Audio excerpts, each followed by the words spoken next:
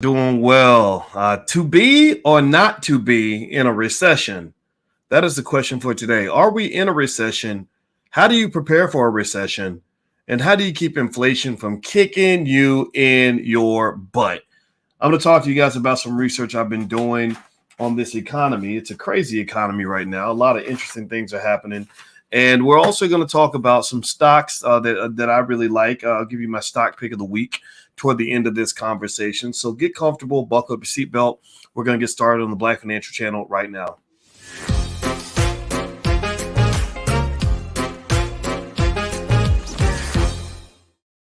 Hey, what's going on, everybody? Welcome to the Black Financial Channel. That's theblackfinancialchannel.com. My name is Dr. Boyce Watkins. I'm your friendly neighborhood finance professor. On the Black Financial Channel, we talk about Black wealth and economics every single day, sometimes as much as 10 times a day, under one condition. The condition is that we are Black first. Black first is the B1 culture. B1 means that we put our community at the top of our priority list. B1 also means we educate our kids. We break generational curses. We do not continue them. B1 also means that our kids are going to be the most financially literate, most financially capable, most economically devastating force to ever hit the face of this earth. And so if you're preparing your kids for the future by investing for your kids, put a yes in the chat. If you are teaching your kids about economics every day, put a yes in the chat. If you are doing things to make sure that the future is better than the past, put a yes in the chat. And shout out to all the great Black parents that are doing this. And actually, before I get started, I'd be remiss not to welcome everybody. Number one, shout out the city you're from. I see Amber Gardner, Terry Cobb from Atlanta. I always see you in there, brother, and I love you. Stevie Allen, Antoine, and Bernard Square Productions, Tony C. How you doing? It's so good to see everybody. Denise says, what happens if there's another crash like 1929? Well, we could talk about that for sure. And actually, by the way, also as we get started, I'm going to let you guys know one of the sponsors for today's podcast is Janae's Herbal. Janae's Herbal is started by John DeBerry. John DeBerry started a line of organic health and beauty products. Our products are a unisex line that is rich in herbs and oils that have been used for thousands of years for health and beauty. If you got perfect skin, eczema, razor bumps, diaper rash, or wrinkles, these products are for you. We make your outer beauty match your inner beauty, and the URL's on the screen, janaesherbal.com. If you'd like to have your business shouted out on the Black Financial Channel, feel free to advertise with us. Just go to drboycefinance.com. That's drboycefinance.com. That's where you can actually sign up and get a shout out in our Black business shout out. All right, so let me ask you all this. Let me ask you all a yes or no question real quick. Hey, what's up to everybody on TikTok? My TikTok is Boyce Watkins, easy to find. There's a lot to talk about with TikTok. There are a lot of people who think TikTok is actually being used by the Chinese government to spy on American citizens.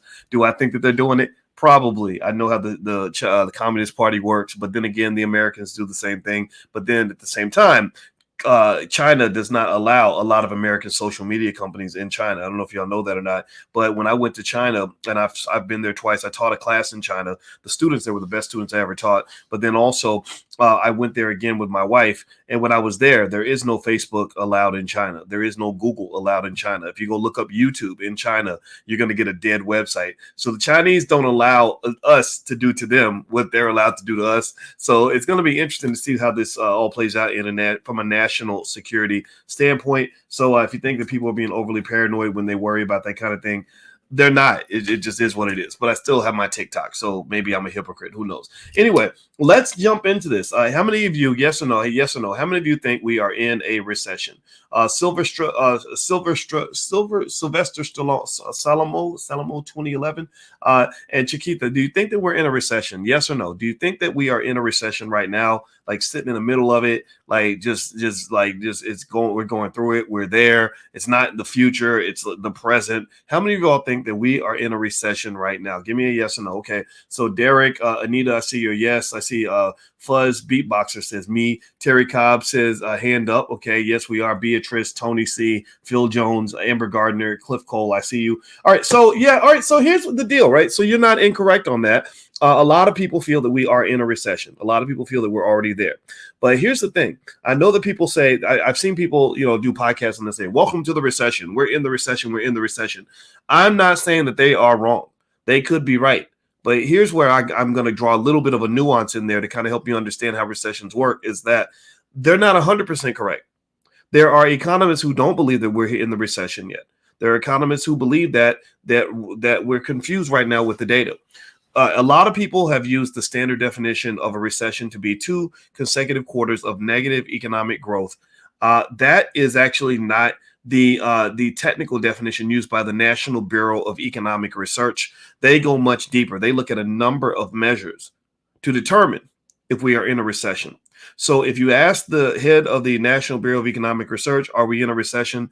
Some of them might say yes, some of their economists might say no, but a lot of them are going to say, it depends, kind of, sort of, because you have a really strong labor market. A lot of times in recessions, you don't have the unemployment rate being as low as it is right now.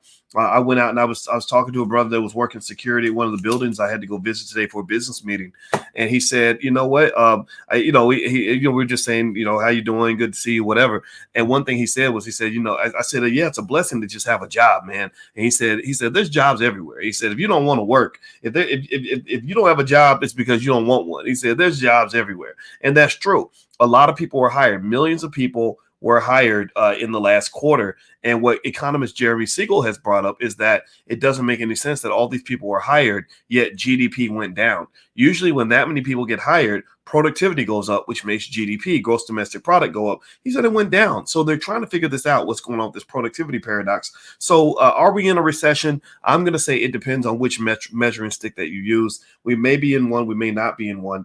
But I do know that according to a survey with Allianz Life, they basically concluded that 66%, 2/3 of all Americans are worried about the fact that we might be in a recession.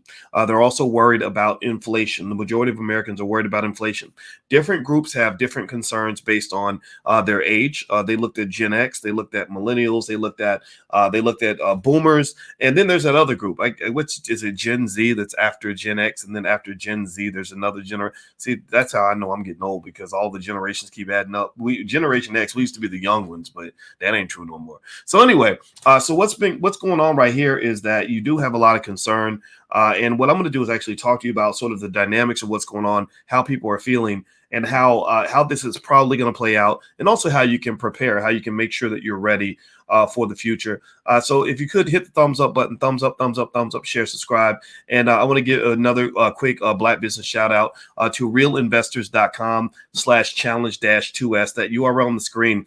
That is a company that is actually doing real estate challenges where they are actually showing people how to buy real estate. I think that buying real estate is a great hedge against inflation. What's the brother's name?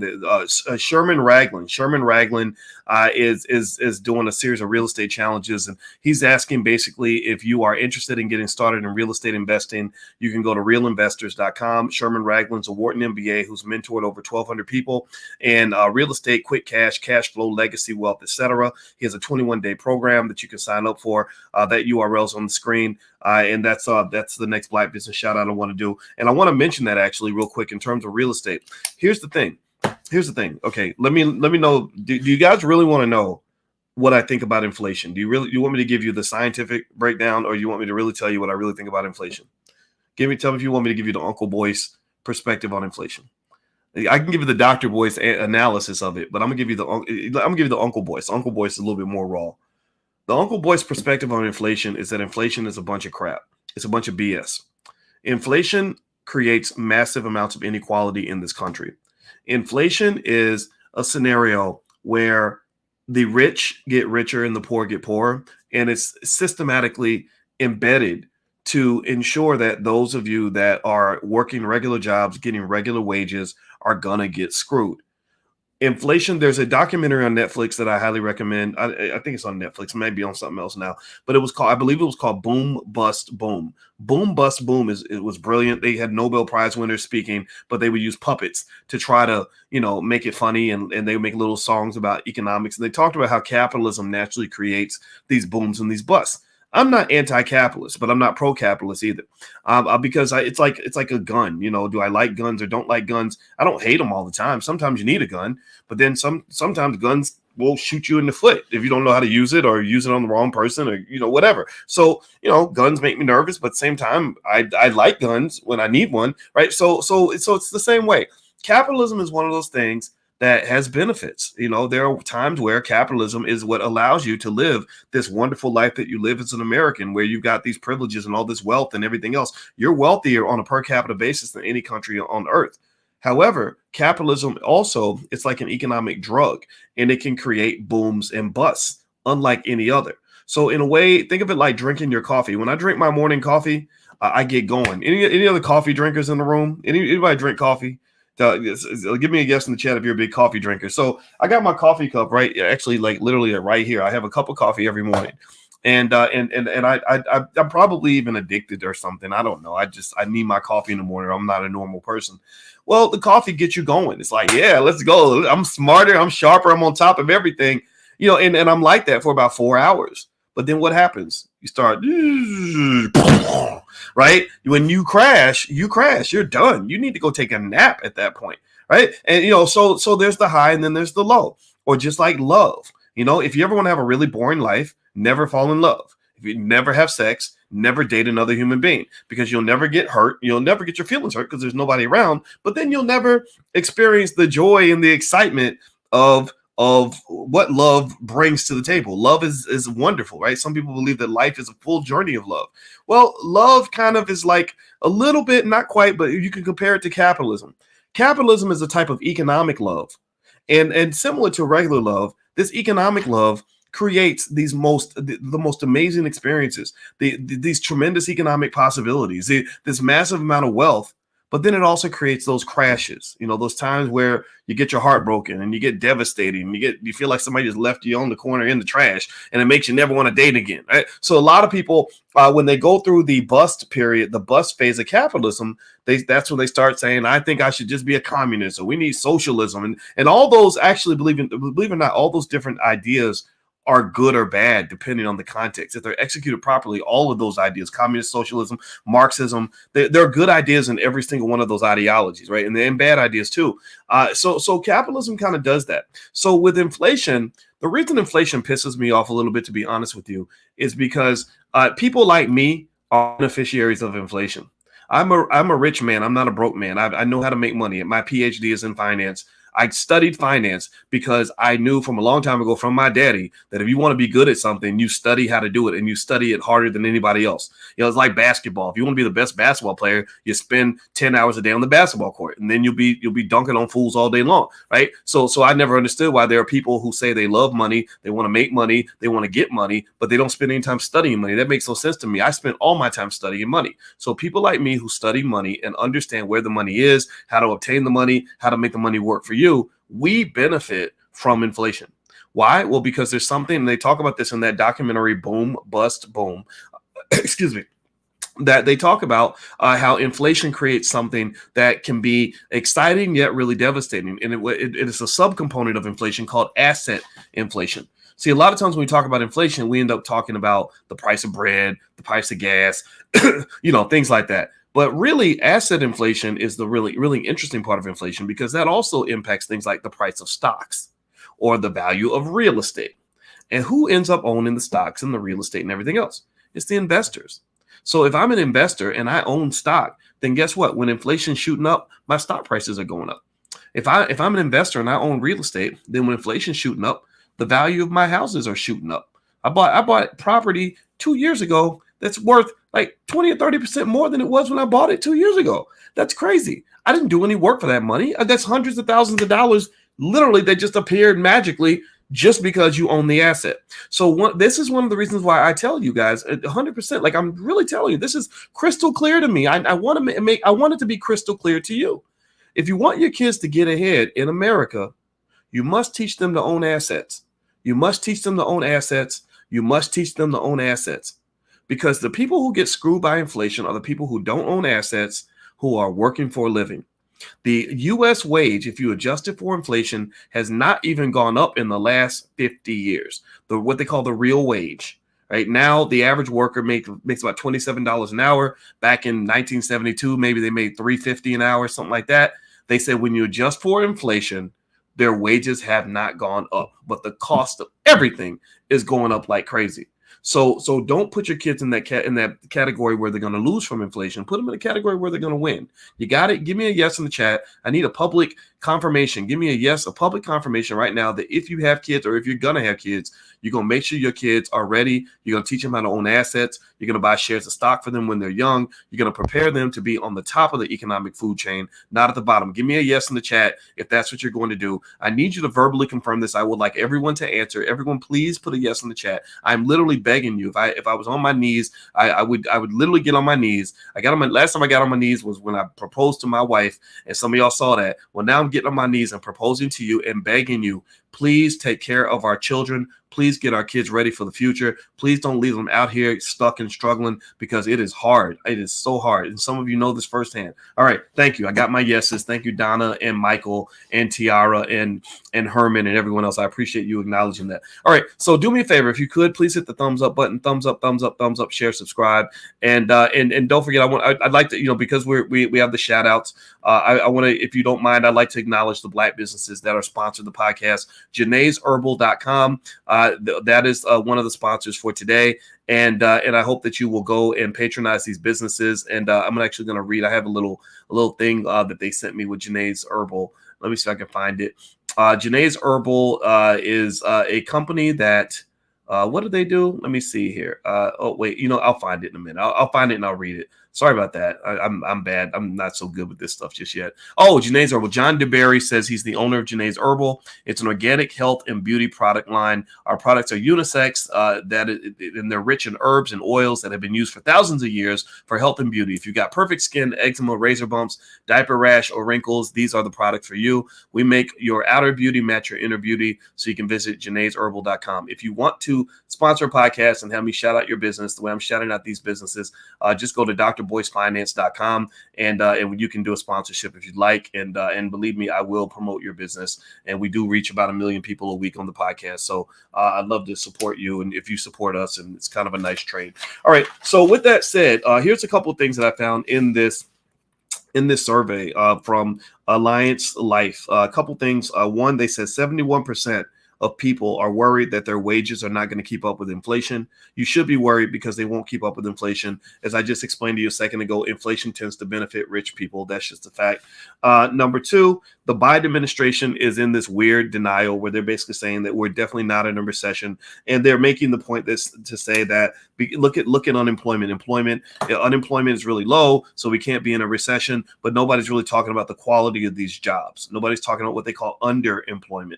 People getting jobs that they really don't want to have, jobs that don't pay them what they're worth, jobs that don't give them the hours that they deserve. So I don't agree with Biden 100% there, but it is really interesting with the labor market, how strange things have gotten. I went to Cheesecake Factory, and in Cheesecake Factory, I ordered what I usually get, which is chicken teriyaki. And I like extra teriyaki sauce because I love teriyaki. I just like it. It's good. And I ordered my chicken teriyaki and I got my strawberry lemonade. And the guy said, we had to take chicken teriyaki off the menu. I said, how the hell can you do that? You've just ruined my entire life. And the guy said the reason they had to kill half the menu was because they could not get workers to come in. They literally had so few employees that they could not get workers to come in. And then I was in Atlanta, in the West Village in Smyrna, and I went to the Starbucks to get morning coffee because I told you I'm a coffee addict. I like coffee. And I went to get my coffee. I'm excited. You ever have that time where you're feeling groggy, but you're excited because you're about to make or have somebody make you like a really good cup of coffee and you can taste it in your brain and you're kind of pumped up about that. So I'm really excited about getting this Starbucks coffee. I get to the Starbucks and it's like 9:30 in the morning. I know that they got to be open. I mean, Starbucks, 9:30 a.m. on a weekday. Of course they're going to be open. Nope, they were locked. The door was locked.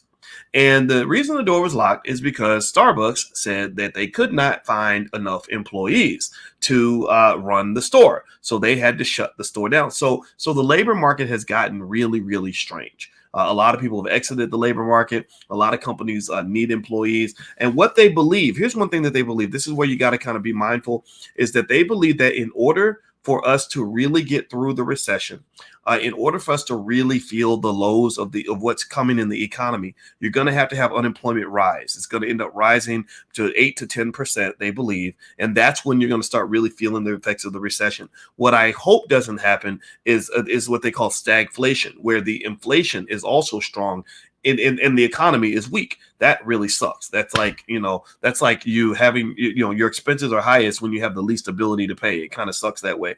But that's the fear that people have I don't think that fear is going to necessarily be warranted. I believe that they're going to find a way to control inflation. The Federal Reserve is doing a lot of tightening, which is basically where they're increasing interest rates. So now what you're seeing is that the housing market's starting to cool down. The prices of, I talked to a real estate agent in Atlanta, and she was telling me how the housing market was insane a year ago. She said now it's easy, it's simple, it's not, it's everything's getting back to normal. And also another sign of the recession is when they start talking about consumer spending dropping. That's when you're going to start having some of these inflationary or some of these recessionary indicators popping up. So because at the end of the day, when consumers stop spending, when consumers stop spending, that's when corporate earnings start going down. That's when stock prices start dipping even further than they have right now. That's the thing that could actually occur over, say, the next year and a half. It all really depends on what the inflationary data says as the Fed is tightening, trying to get inflation under control. Once they get inflation under control, they're going to stop trying to slow down the economy, which is good news for your stocks.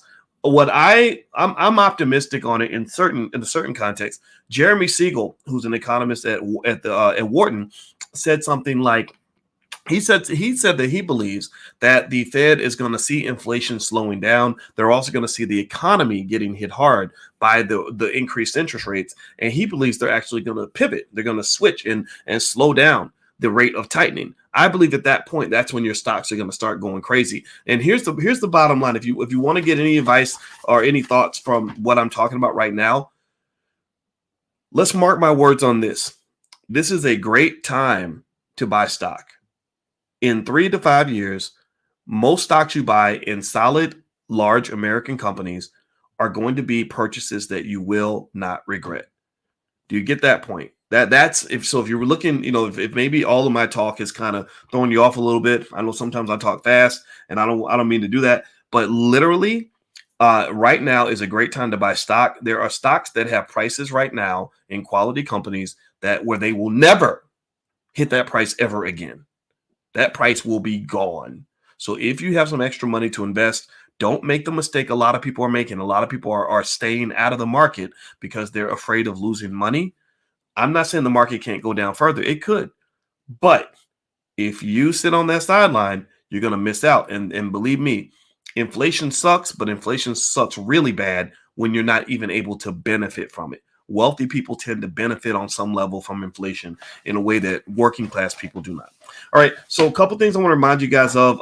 So in a second, I'll give you my stock pick of the week. But before we do that, do me a favor, hit the thumbs up button, thumbs up, share, subscribe. I'm on TikTok live as well. So if you want to go to TikTok, just look up Boyce Watkins. Also, my podcast is on Spotify and Apple and all that stuff. So you can actually search for the Dr. Boyce Breakdown if you want to listen while you're doing whatever else you're doing, hanging out and or driving your truck or exercising.